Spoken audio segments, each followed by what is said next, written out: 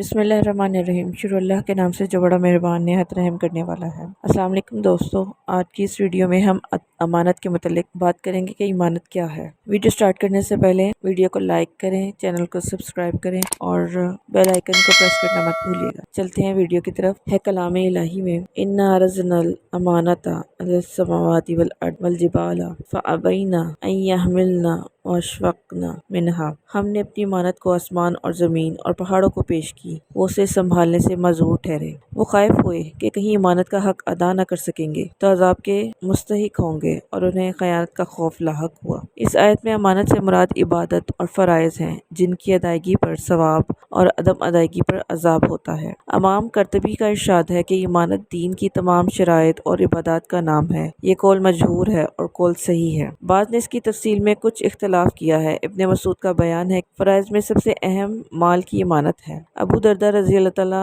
अन्हा से के नज़दीक गुस्ल जनाबत इमानत है, उसको करना ज़रूरी है। इब्ने उमर रज़ी अल्लाह तआला अन्हा का कौल है कि जिस्म के तमाम अज़ा, आँख, कान, ज़बान, पेट, शर्मगाह, हाथ और पाँव सब अमानत हैं। फरमाने इलाही है, अगर इनको खिलाफ शरीयत इस्तेमाल ना करके हिफाजत करोगे तो तुम्हारी हिफाजत करूँगा। जिसमें इमानत नहीं उसका कोई ईमान नहीं।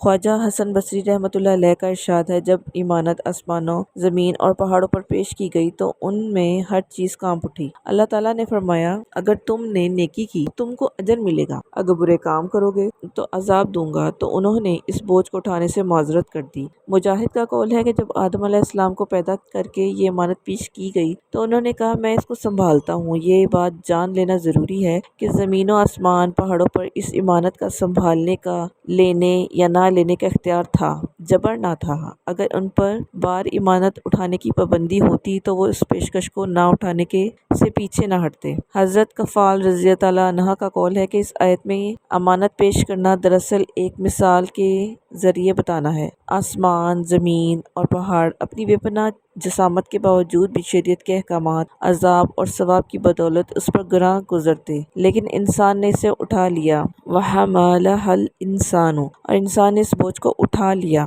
हज़रत आदम अलैहिस्सलाम की औलाद को आलम अरवाह के सामने लाकर ये अहद पेश किया गया, जिस बोझ को इस आलम में सैयदना आदम अलैहिस्सलाम ने उठा लिया। इस पर फरमाने इलाही है, लिल्लाही ज़ुलूमन जहूला। इंसान ने इस बोझ को उठाकर अपने आप पर जुल्म किया और इस बारे गिरां का अंदाज़ा न कर सका।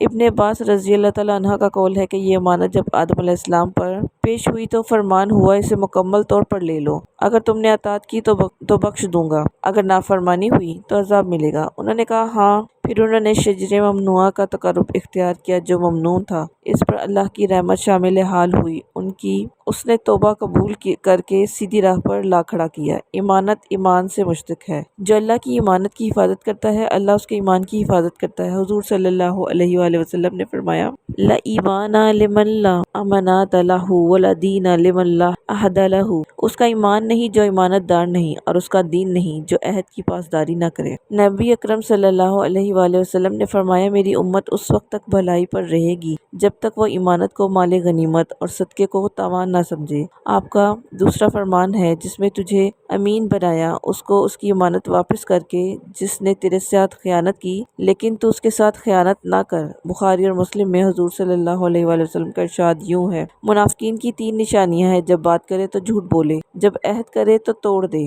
और जब उसके पास इमानत रखी जाए तो खयानत करे। यानी जब उसे राजदार बना दिया जाता है तो वो उस राज को दूसरों तक पहुंचा देता है, या ईमानत वापस करने से इनकार कर देता है, या ईमानत का तहफ़्फ़ुज़ नहीं करता, या उसे अपने इस्तेमाल में लाता है। ईमानत की हिफाजत करना मुक़र्रबीन, अंबिया अलैहिस्सलाम और नेक बंदों का शेवा रहा है। फरमाने बारी ताला है, इन्नल्लाह यअमुरुकुम अन तवद्दुल अमानती इलल अहलिहा। अल्लाह ताला तुम्हें हुक्म देता है तुम इमानत उनके मालिकों को वापस कर दो। मुफस्सिरीन के नज़दीक ये आयत शरीयत की बुनियाद है। इनके नज़दीक इससे मुखातिब हकाम पर लाजिम है कि वो मजलूमों के साथ इंसाफ करें, हक को गालिब रखने के लिए इजहार हक से ना रुकें। ये इमानत है और मुसलमानों के अम्वाल की और खुसूसन यतीमों के माल की हिफाजत करें। उलमा पर लाजिम है कि अवामुन नास को दीन की तालीम से के जेवर से आरास्ता करें। ये वो इमानत है जिसके लिए علماء نے خود کو پیش کیا۔ والدین پر لازم ہے کہ وہ اپنی اولاد کی اچھی تربیت کریں، یہ ان کے پاس امانت ہے۔ فرمان مصطفیٰ صلی اللہ علیہ وآلہ وسلم ہے، کلکم رائن وکلکم مسئول عن رعیتہ، تم میں سے ہر ایک جو حاکم ہے وہ ذمہ دار ہے، اور تم میں سے ہر ایک سے اپنے ماتحت کے بارے میں سوال ہوگا۔ ظاہر الریاض میں ہے کہ قیامت کے روز انسان کو لایا جائے گا، اسے اللہ کے حضور پیش کیا جائے گا۔ اللہ تعالیٰ فرمائے گا کہ تو نے فلاں کی امانت ادا کی تھی؟ وہ کہے گا اے میرے خالق نہیں۔ اللہ حکم دے گا کہ فرشتے اسے واصل جہنم کرے گا، اسے امانت کو دوزخ میں رکھا ہوا دکھایا جائے گا، وہ اس طرف 70 سال تک گرتا رہے گا، پھر وہ واپس لوٹے گا کنارے پر، پھر پاؤں پھسل جائے گا، پھر گرے گا، بالآخر حضور صلی اللہ علیہ وآلہ وسلم کی شفاعت سے اللہ اس پر کرم فرمائے گا، امانت والا راضی ہو جائے گا۔ حضرت سلمہ رضی اللہ تعالیٰ عنہ سے روایت ہے کہ ہم نبی اکرم صلی اللہ علیہ وآلہ وسلم کی خدمت میں حاضر تھے۔ ایک جنازہ لایا گیا تاکہ اس کی نماز جنازہ ادا کی جائے۔ حضور صلی اللہ علیہ وآلہ وسلم نے دریافت کیا اس پر کچھ قرض ہے؟ عرض کیا گیا یا رسول اللہ ہاں۔ آپ نے پوچھا پھر دریافت کیا کہ اس نے کچھ ترکہ چھوڑا ہے؟ عرض کی گئی 3 دینار۔ تب آپ نے نماز جنازہ پڑھائی۔ ایک اور جنازہ لایا گیا، اس پر قرض کے بارے میں آپ نے دریافت کیا؟ جواباً عرض کیا گیا نہیں، آپ نے نماز پڑھائی۔ پھر تیسرا جنازہ لایا گیا، اس پر اس مردے کے قرض کے بارے میں دریافت کیا گیا۔ صحابہ نے عرض کیا یا رسول اللہ ہاں۔ آپ نے اس کے ترکے کے بارے میں دریافت کیا تو معلوم ہوا کوئی نہیں ہے۔ آپ نے اپنے صحابہ سے کہا تم اس کی نماز جنازہ پڑھو، لیکن آپ نے نہ پڑھی۔ حضرت قتادہ رضی اللہ تعالیٰ عنہ سے روایت ہے کہ ایک نوجوان نے حضور ختم المرسلین صلی اللہ علیہ وآلہ وسلم کی خدمت میں حاضر ہو کر عرض کیا یا رسول اللہ اگر میں اللہ کی راہ میں صابر اور شاکر پختہ ایمان کے ساتھ شہید ہو جاؤں تو کیا اللہ تعالیٰ میرے مصائب سب گناہ معاف کر دے گا؟ آپ نے فرمایا بے شک۔ جب وہ خدمت سے رخصت ہو کر چلا تو آپ نے فرمایا ما سوائے قرض کے اللہ تعالیٰ شہید کا ہر گناہ معاف کر دیتا ہے۔ اس کے ساتھ ہی اجازت دیجیے، اللہ حافظ۔